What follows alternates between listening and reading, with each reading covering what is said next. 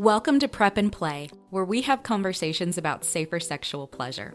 This podcast is dedicated to empowering listeners through open, honest discussions surrounding keeping our minds, bodies, and spirits healthy while being sexually active. My name is Danielle, and I'm the Rural Outreach Specialist at AIDS Alabama South. And today I have with me two guests, including Devin Burton, Community Outreach Specialist with AIDS Alabama South. And Dr. Antonio Brito, AIDS Alabama South's Development Coordinator.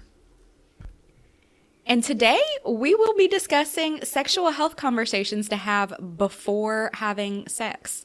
So we're going to be diving into some essential topics here, talking about everything from STI disclosure to turn-ons and power dynamics. But I'd like to start off just by talking about why we should talk before we get to touching. So why are pre-sex conversations important? Not just for safety, but for connection and consent. So I'm very big into intimacy. And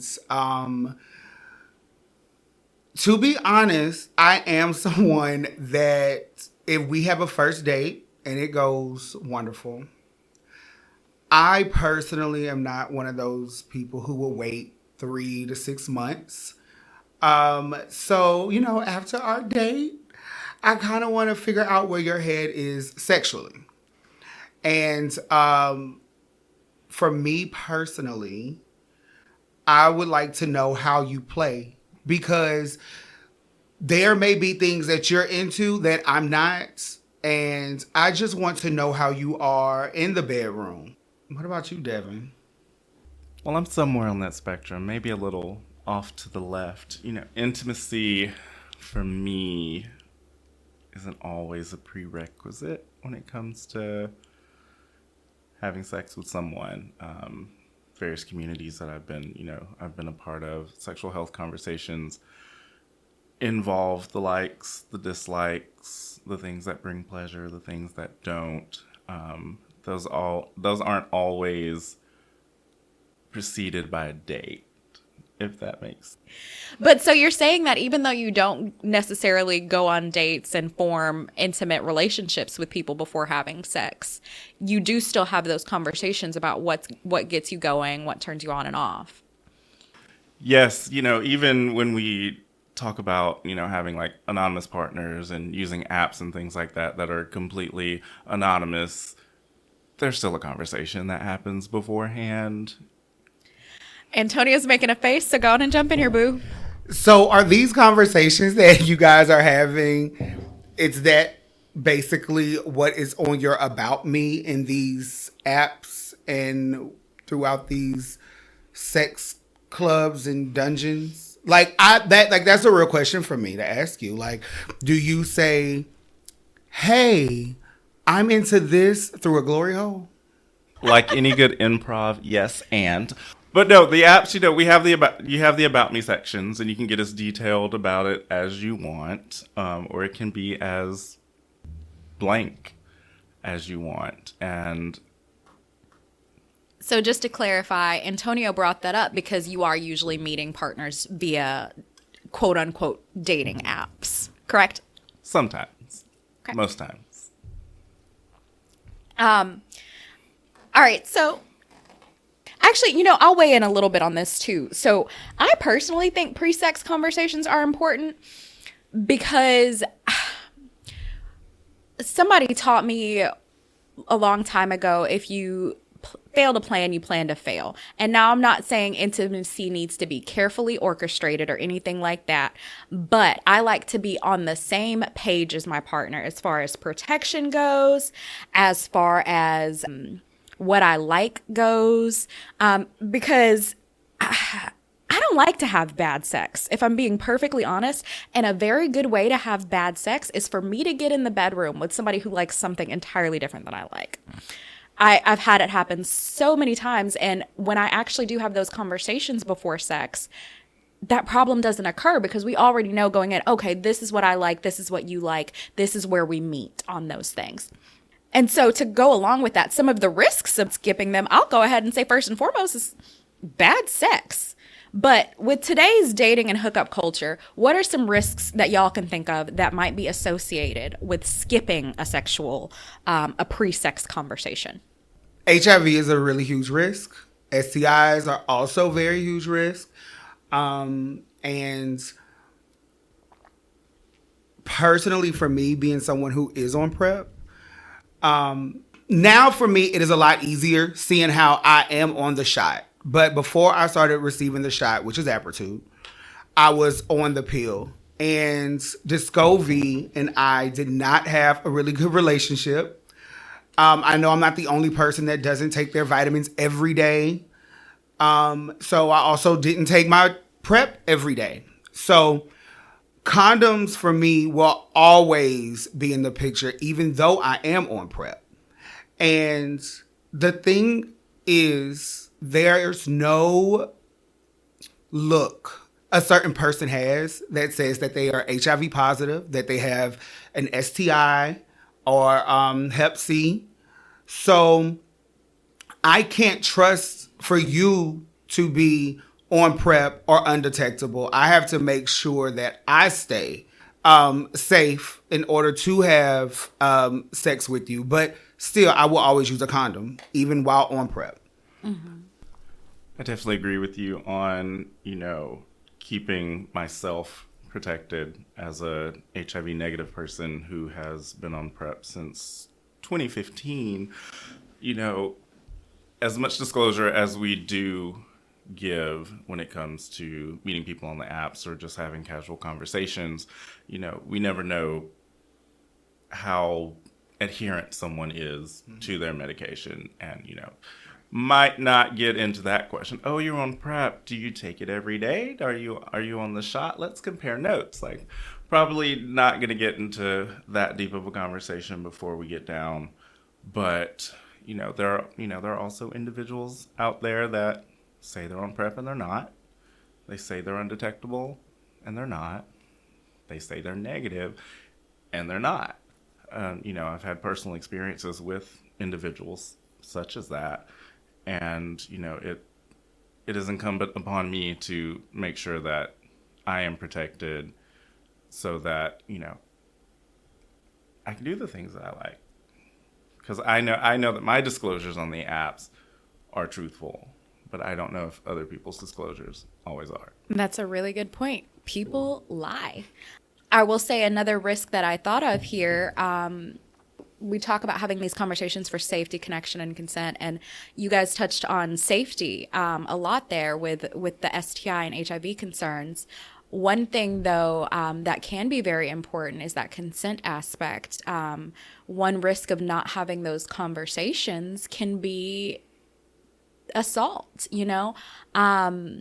if one partner likes anal and the other one doesn't, and they don't discuss that. I mean, I feel like I'm looking at two gay men right now, and maybe y'all don't relate, but for me personally, in my sexual experience life, what if I'm not down for that? And a guy tries to, without having that conversation, I've had no way to express that that's not something I desire, and he's had no way of expressing that that's something that he wants. And that's why these conversations can be used as a part of foreplay. If we're talking about what we do and don't like, how we're going to protect ourselves. If we're getting hot and heavy, if we're sexting, if we're sending pictures back and forth, it's a good time to think about those things as well.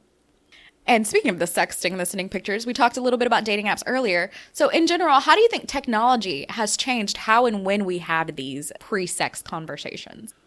I think it's very much normalized them. I know it's really funny. This is just my little personal tidbit, because I have been an avid sexter in my life, but sometimes you never know what the person on the other side of the phone is doing. So sometimes I am sexting this glorious, wonderful throwdown of a thing, but I'm really just laying on my couch looking bored as all get out. And sometimes I catch myself because I'm completely detached from what I'm saying, writing the romance novel and thinking about what I'm going to eat for dinner. But it's normalized it to the point sometimes I think we can be very desensitized from what we're actually saying, from what we're actually doing. Sexual conversations are so normal for me. It's like sometimes it's like reading an instruction manual. Well, for me, I guess I look at dating apps as I feel like it takes the human components away. I'm one of those people that really like that one-on-one time, that one-on-one connection. I like to meet someone out because I do believe that people are one way on paper and they're completely different outside of that. And whenever I hear a lot of my friends talk about meeting people online and on these dating apps, it's like a catfish type of deal. They are talking to one person online, but the person that they meet is the complete opposite.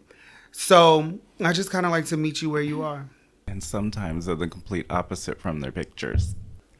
So let's get into some must-have health talks to have in these pre-sex sexual conversations. So some things about sexual history, I would say. How do you usually bring up a sexual history conversation?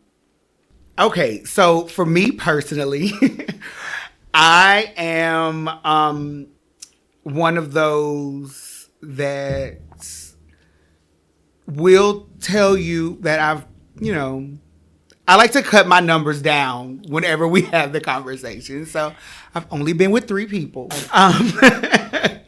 So my go-to is actually always a lady never tells because I know the number, but you're not going to.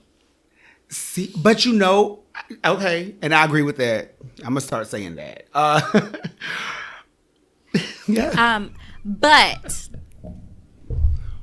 I mean, there are also members of the community that sometimes derive a little pleasure from knowing that you've been with multiple people.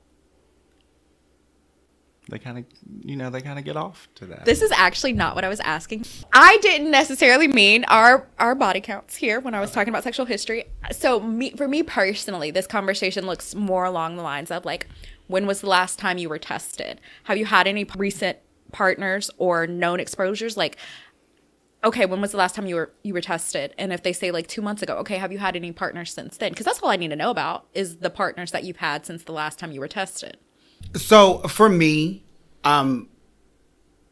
actually working here and being in prevention, I do know that getting tested is very personal.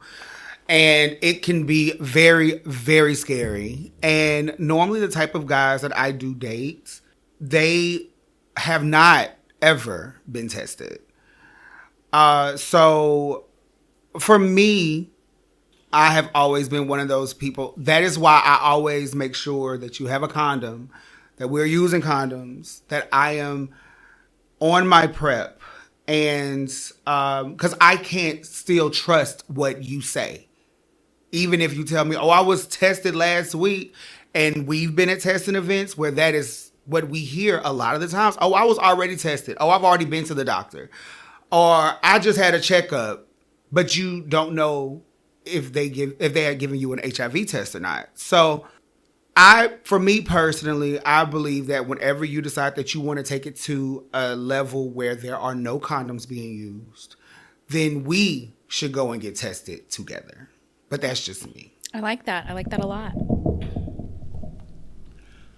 I think from my side, or as you like to say, me personally, I am definitely guilty of just like taking things at face value. A lot of the apps, you list all those things like, when were you last tested? Here's the exact date.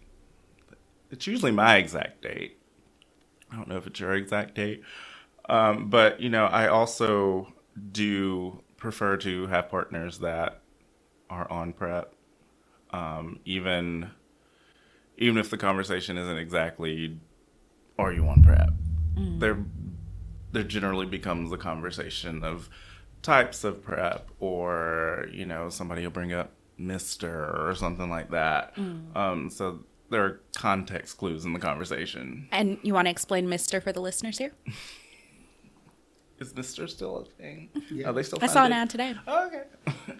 So, Mister is where you can get, at home prep, at home HIV testing without having to go into the clinic. It's a website. So, yeah. Awesome. So this one is, only if applicable. So the next topic will be pregnancy prevention. And me personally, I have been on birth control since I was like 16 years old. I currently have Nexplanon in my arm. I've noticed that I'm usually not the first one to bring it up just because like I forget about it. I know I'm protected. There is zero user error with Nexplanon, so it's just in my arm and I forget about it. Nexplanon is the birth control implant, and me and Rachel are discussing this on the birth control episode if you want to hear more about pregnancy prevention. Since I forget about it so often, I usually do wait until a guy brings it up and he'll be like, are you on the pill? Do we need to get a plan B? Whatever. And I'll be like, I'm on Nexplanon, and I'll make him feel the little bar in my arm so he knows I'm not lying. They hate it. They hate to touch that bar. She says, I'm on Nexplanon, and they're like, will you please Explanon that to me? No, but in all seriousness, even though I am a gay man, I do, have sex with members of the trans community. So if I am going to, engage with someone who is female to male transgender, then that conversation does have to be had. There's a lot of respect that goes into that kind of hookup per se. What do I call it? There are a lot of trans men out there that don't want you to refer to it in the feminine. And the conversation of, can you get pregnant, that does come up. But the important thing here is to realize, although we're talking about like things like sexual health, things like pregnancy prevention in these pre-sex conversations, the important thing here is that these talks are not meant to kill the vibe. They are meant to build trust and pleasure. When you know that you're safe with somebody, however your definition of safe is, whether it's being on PrEP, whether it's using condoms, whether it's knowing that someone's recently been tested, however you feel safe, knowing that you're safe with somebody builds so much intimacy in sex. I 100% agree with that. Like, I really, really do. Just a little bit about pleasure mapping here. That's another good topic to talk about. My biggest thing here is that sometimes I'm into things that other people aren't, So how do you bring up topics of turn-ons, turn-offs, kinks, boundaries, preferences, stuff like that? How do you bring that up? On the first date? Do you bring it up on the first date? When do you bring it up, if ever? I can go ahead and start a little bit. Oh, please. But no, so I typically don't have these conversations on the first date. Not because I'm like against that type of thing or anything. I just personally am looking to build some type of connection. I find sex more pleasurable when I am connected to my partner. And so this is usually like a third date conversation if we might get it on. But I do ask, there are questions that can be asked like, what are you into? What's off limits in bed? What do you like? I feel like that would be a great way to open it. What I usually do, I drop hints. I like to drop little hints that are slightly sexual and let the conversation go from there. My goal is to find out what the other person's into and maybe share a little bit about mine, but I'm usually not too direct in that conversation. Well, since I'm kind of taking the app side of the conversation, a lot of times that's like the second question. It's like, hey, hi, pick, into. Just straight into, question mark, list. Oh, I love that. It's so much easier than mine. Like, I'm over here playing games, jumping through hoops, raising a hoop, hoping they jump through it, and you're just asking, what are you into? And, I do take that one a little bit more seriously than I do some other conversations because, I'm a person in long-term recovery that is also very sexually active. So, making sure that drugs are not going to be involved is very important to me, and deciphering through all the lingo is very important to me. So, I'll list off the things that I'm into, but I'll also say the things that I'm not into, which is drugs and alcohol of any kind, plus a few other things. Wow, I'm actually really glad that you brought that up, because that's one of those risks we didn't think about earlier. Safety in the form of somebody's recovery could be at risk without having a pre-sex sexual conversation. And I would say also that what are you into question is super important, because I mean, I like intimacy in my sex, but at baseline, I'm having sex for pleasure. I'm not trying to produce a baby right now. I'm having sex with pleasure, and I want to ensure that my pleasure needs are met. Did you have anything to add? Once again, I definitely agree with you on making sure that my pleasure needs are met. I definitely believe that for me personally,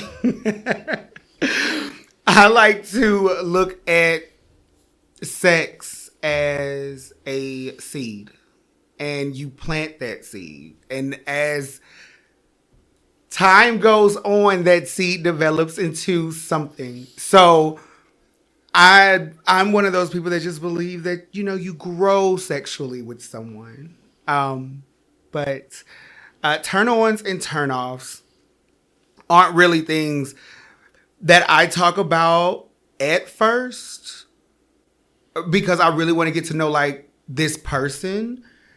But if we do decide to experience a sexual relationship, honestly, the biggest turn on for me is that you do have a condom. And the biggest turn off for me is if I pull out a condom, you run away from it. I love that for you. So I would like each of us to share one important tip, piece of advice, question, whatever, for helping people start a sexual health conversation with some confidence. I think for me personally,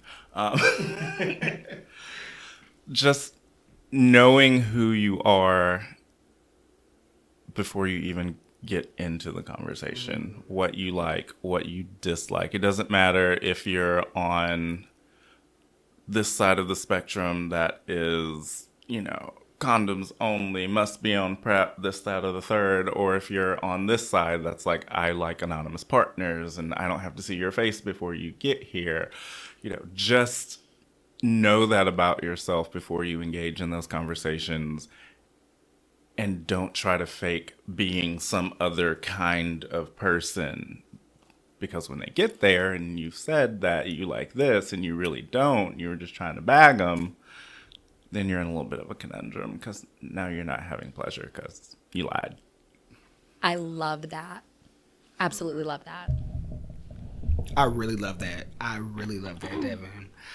For me, it would be confidence is actually key. Understand that you don't have to settle.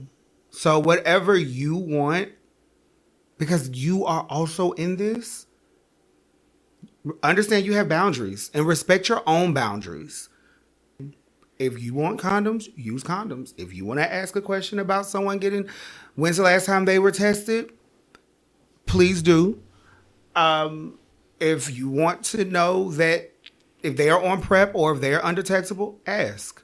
Never shy away from any type of conversations that could possibly affect you. And know that we here at AIDS Alabama South are always here to help you with sexual health conversations and to get your sexual health intact. We have PrEP here. We have free HIV testing here, STI testing, and we provide treatment. So I feel like the resources are at your disposal. So always stay confident and mean what you say and stand on business for your own sexual health. Wow. I love that too. I would say mine is a little bit twofold. I would say know your status, regardless of HIV, STI, whatever. Get tested, know your status. That one is huge for me before having any sexual health conversations. Get tested, know your status, because sexual health is super important. The more you know, the more you can do. Also, I don't know, and this is just my personal opinion, but these are topics like sexual health, protection, turn-ons and turn-offs, preferences. If you cannot have these conversations with somebody before engaging in physical intimacy with them, really consider why that is. Is it the person? Is it your own level of maturity? Is it your own comfort with sex in general? I guess that would be my biggest piece of advice. If you feel uncomfortable with discussing any of this, really examine why. This has been a great episode, y'all. Like, I'm gonna have y'all back. But so just to recap some major points, these conversations here are so important for safety, sexual health, consent, and intimacy and connection, but also pleasure. Sex is supposed to be pleasurable. If you need to get tested, as Antonio said, we do have free STI and HIV testing and treatment here at Shell Health, our on-site clinic at AIDS Alabama South, located at 4321 Downtowner Loop North in Mobile, Alabama. And if you are not in the Mobile area, you can always search HIV and STI testing near me and find a local organization or health department that can do so for free or low cost. I would like to thank you all for listening. Thank you, Devin and Antonio, for being a part of this today. And so please tune in to our next episode where we will be discussing birth control. Thanks. Bye-bye.